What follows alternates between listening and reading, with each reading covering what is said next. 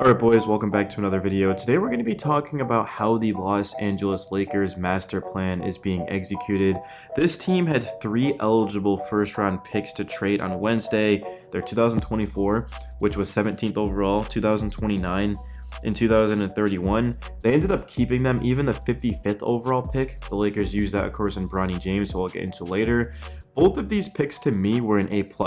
The reason why I'm giving Dalton Connect an A+ is because many people had him going inside of the top 10. I saw him go as high as number 6 overall by multiple people, whether that be Yahoo Sports or The Athletic. So Connect, he's the type of player, he's a 40% three-point shooter. He's very athletic as well.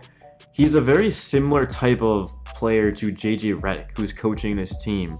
I know that there was talks about how the Lakers, after they drafted him, Redick immediately started drawing up plays to be able to get him open. I expect him, even as a rookie, to be able to step in and make shots, to be able to cut and play within the offense. He's going to be the perfect fit next to LeBron and AD. The Lakers needed more shooting. That's something that Redick talked about. It's something that I've talked about here on the channel. And he's what? Connect is 23. Correct me if I'm wrong. I'm going to Google that right now.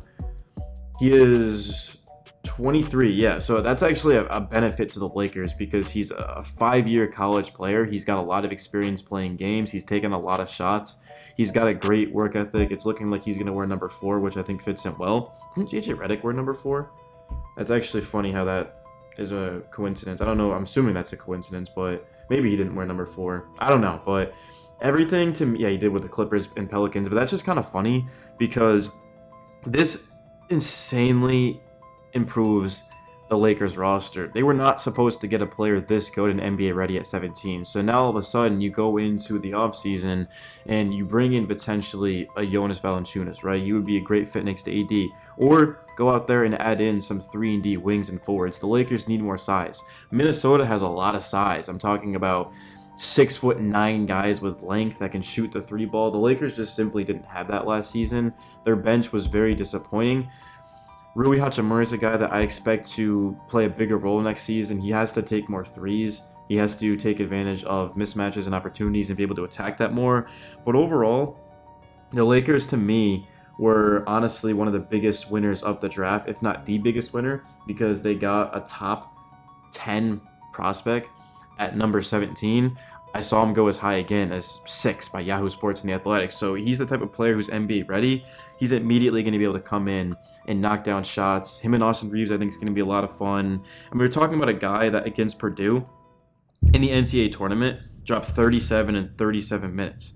I mean, he was so highly coveted that even LeBron James talked about him and Zach Edey and how he tuned in to watch those guys play. I mean, it's just things like that that are going to boost the confidence of a young player, a young rookie coming to the league. I absolutely love the pick. As soon as I saw him on the board, I was like, man, the Lakers just got the steal of the draft, or at least the steal of the first round at the very minimum. A guy who already is going to be pushed into the lineup to be able to contribute. I mean, this is a type of player that the Lakers just didn't have last season. There was no one even remotely close on their bench. Is not gonna say as good because again, he hasn't played in the NBA, but with his skill set, it's just perfect for this team.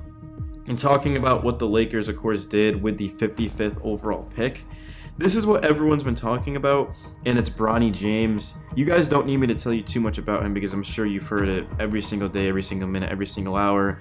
But I will say this, and I want to give you guys something new that you probably haven't heard about Bronny, maybe not. But the thing with me is that when you're picking at 55, you need to shoot for upside.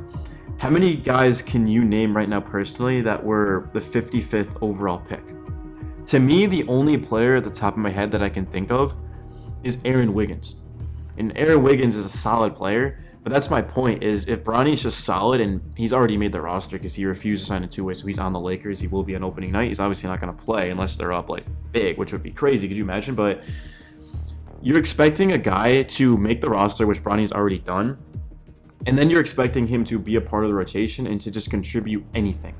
And if he does that, he was already worth the pick. But because Bronny has everything that you look for in a prospect, he has a 40-inch vertical, 40.5, which was the 6th best of the combine. He shot 19 for 25 in the three-point shooting drill. He shot 39% on catch-and-shoot threes over his senior year's senior year of high school in his final AAU season. He was not a good three-point shooter in college, but I don't think USC had the best basketball program. I mean, his teammate Isaiah Kohler ended up falling to 29th in the draft. He was supposed to be a lottery pick, so I just don't think it was a good year for the program.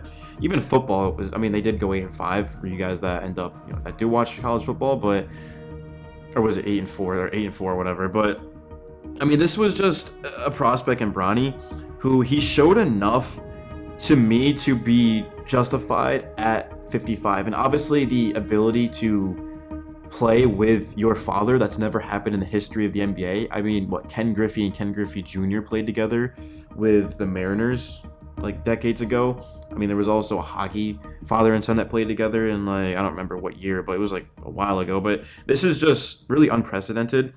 And Bronny, he's 6'1", right? With a 6'7" wingspan. I'm trying to get his official measurements here in my notes. I forgot where I wrote them down. But yeah, he's 6'1" without shoes. And he's got a 6'7" and 1/4 and 210-pound frame. So his wingspan, he's long, right? He's got good length on him, which is going to help him be able to defend and help him just do everything. With that vertical, he's going to be able to rise up over defenders with his floater. And he's just reminds me a lot of Gabe Vincent and Gary Harris. I mean, at best case scenario, he's going to be a Davion Mitchell type of player. That's sort of what the Lakers would be hoping on. If he's anything even close to that, that would be an amazing pick. But I just think that a lot of people act like a second-round pick is supposed to be a guy who plays a huge role for a team. I mean, you take a look at the last 10 years, 8 of those 30 second-round picks, on average, even make the rotation?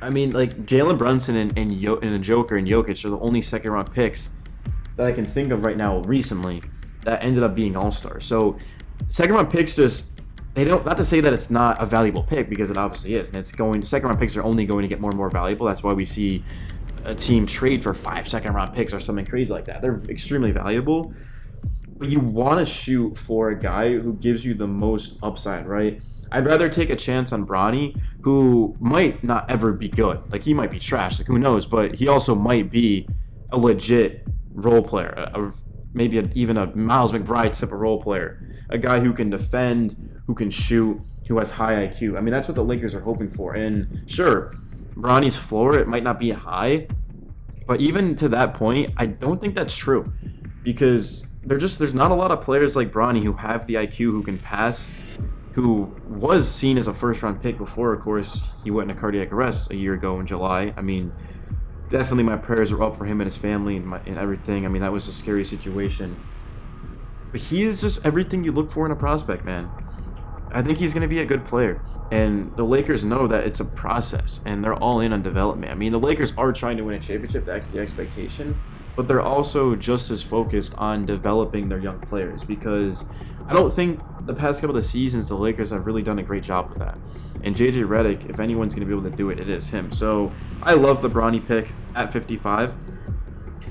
If anything, I'm surprised Bronny didn't go earlier, because I think all the guys in that type of range, I think Bronny is more exciting to me. It's not even because of his dad. It's just, I like him as a prospect. I think he has the right mindset, and he's focused, and he's gonna be good, man.